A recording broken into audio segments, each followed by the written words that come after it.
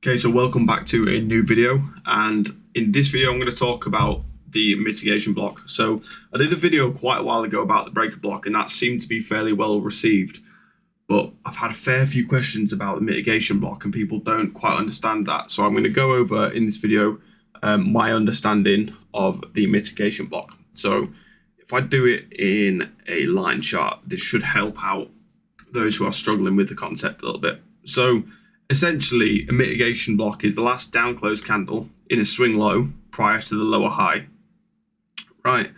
And this also works in reverse for bullish scenarios, but I'm going to show you a bearish scenario here. So let's use this as an example here, right? So we've got high up here, and then we've got a low here, we've got a lower high, and then we've got a lower low, right? And essentially, we're looking for, in this area of price, mitigation blocks, we're looking for the last down close candle in this swing low, okay, prior to this lower high, right? And this will be the mitigation block area. Essentially what's happening here is buyers are trapped at this level, and the longs that are used to drive the market up are basically mitigated when price comes back to that area. So what it will look like, in a sense, is we'll have some down candles here. And what we are looking for is the last down candle, right, before this little move up. And this will be the mitigation block. Okay, so this is where we'll have as our mitigation block point of interest. And we'll look for some form of rejection at that point, right? Like so. So that's the basic concept. You can also have a look, if I invert scale, it'll be the same thing for a bullish scenario, okay? Now, in terms of actual price action, let's have a look and find some real life examples. So I did find some real life examples in the NASDAQ. It seemed fairly clean. So I'll show you here. So what we're looking for is the last down close candle in a swing low, right, prior to the lower high. So you can see, based on what I just drew, right, this scenario here, we can see that exact same thing in price action here. So we get a push up, right? We've got this high that gets created up here. And then, right, we've got our lower high down here. Sorry, our low down there. We've got our lower high here, right? And this is the same thing that we can see here. We've got high, low, lower high, right? So that's what's marked out. And we're looking for the last down close candle, right, prior to this lower high being formed. So this is the last down close candle, because that's the lower high, and this is the last down close candle prior to that lower high being formed. Okay, so if I mark this out, you can see price moves back up into that area and rejects from there. If we're using only the body of that candle, you can see that's where the majority of the volume is, and we get a rejection from down in there. Now, this is very similar in the way it works to the breaker block, and you can use it as the same sort of idea, have it as a point of interest, look for lower time frame confirmation. So maybe if I jumped onto the lower time frame here, let's see what's on the 1 minute. On the 1 minute, you could look for a break of structure, maybe an order block, maybe a breaker block, something of that kind, maybe even another mitigation block, right? Something like that.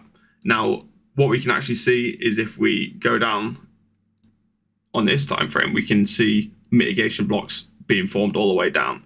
So if we blend this knowledge with the breaker block, right? So if you had used the other video to learn about the breaker blocks, you can use that knowledge here. If you haven't seen that video, go look for it. I might put the link in the description just so you can hop over it that easily. But essentially, we can see we've got a swing high that gets purged here. We get a nice move up. Then we have a shift down, a break of structure. So as you can see, we've got a breaker block at this level, right? Breaker block gets tapped into, right? And then we get a shift down in price. Now, we've got that same sort of scenario that we saw in the higher time frame, right? We've got this scenario in price action here. So you can see we've got basically a high that gets created, we've got a low, then we've got a lower high. this is actually probably the best example here. So we've got high here, which would be there. Then we've got this low, right? And I basically fucked that up a little bit, but that was supposed to be up here. That was supposed to be there. Let me delete that just so you understand properly. There we are. So that's the example. We've got the high there. We've got the low that gets created. Then we've got the lower high there. And we're looking for the last down closed candle, right, before this lower high gets created per the example. So if we look, this is the last down closed candle before this lower high gets created. So if I just try that again. I just put a box on here. You can see price breaks down past that low, and then returns back up into that area. So as a potential trade, you could look at taking an entry on that mitigation block and maybe, as an example, play it down to the low or a further target. But that's the example for you there on the bearish side. Now, if we have a look at a bullish example, you can see basically we've got the same thing that happens here. We've got low that gets created, got high, and we see this higher low, right? So now, instead of looking for the last down close candle, because we're in a bearish scenario, we're looking for the last up close candle, right? And as we can see, we've got this last up close candle here. Now, in this scenario here, right, we've got this one being the official last up close candle, but I would include this one prior just because its wick goes slightly higher, right? So if I include that, here we are. If I include that, you can see at this point here, we come back down and we move off from there. Now, this isn't absolutely perfect. So in this example here, you probably would have been swerved. This might have shown differently on a broker data feed. It might have come back down into this. This is O under, so it's not perfect. But that same example is going to be relevant, okay? Now, if we have a look onto the previous day, you can see the same thing. We've got a breaker, we've got mitigation block, right? And this happens nearly every single day. If there isn't a breaker, there's a mitigation block. If there isn't either of those two, there's an order block.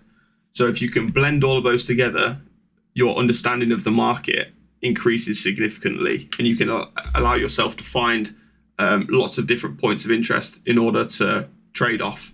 And what I would suggest is if you do find a higher time frame point of interest, so whether it be 15 minute, 1 hour, 4 hour, something like that, I would always look for lower time frame confirmation or something that suggests that price is going to move away from that level, right? And that just essentially helps with risk management and making sure that there's basically more of a probability that it's going to go in your direction. So I hope that has explained the mitigation block perfectly for you. I'm going to do a quick recap. So for a bearish example, we're going to be looking for a high, then we're going to be looking for a low that gets created. Then we're going to be looking for a lower high, right? Then a lower low, right? Once we have this scenario here, so we've got our high, we've got our low, and we've got a lower high, this sets us up to be able to find our mitigation block. We're going to look to the lower high, and we're going to try and find the last down close candle. Once we found the last down close candle, we can mark that out as a potential point of interest. Look straight off that, look for lower time frame confirmation, look to get in the trade. For a bullish example, we're going to be looking for a low, a high, then we're going to be looking for a high low. Once we've formed this high low and we've broken upwards, we're going to be looking for basically the opposite to what we looked for a bearish example, okay? This becomes our point of interest. We look for some form of move down into here, some confirmation, and then we look to go off from that point there.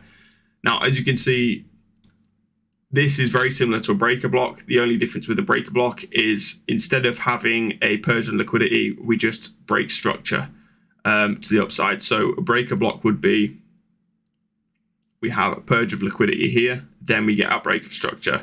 And the mitigation block is, okay, we don't have that purge necessarily. It might have been a high time frame purge from somewhere over here, but instead we just break structure to the upside from that point. So once again, hopefully that has flattened it out. Hopefully you understand. If you have any questions, please post them in the comment section. As far as the links in the comment section go, they are all affiliate links. They help me out and it sort of motivates me to create more videos for you guys. Obviously, I do receive some sort of kickback from them, so you don't have to use any of those links at all. That's just what I use. So I'm putting it out there for you. Anyways, I will catch you guys in the next video.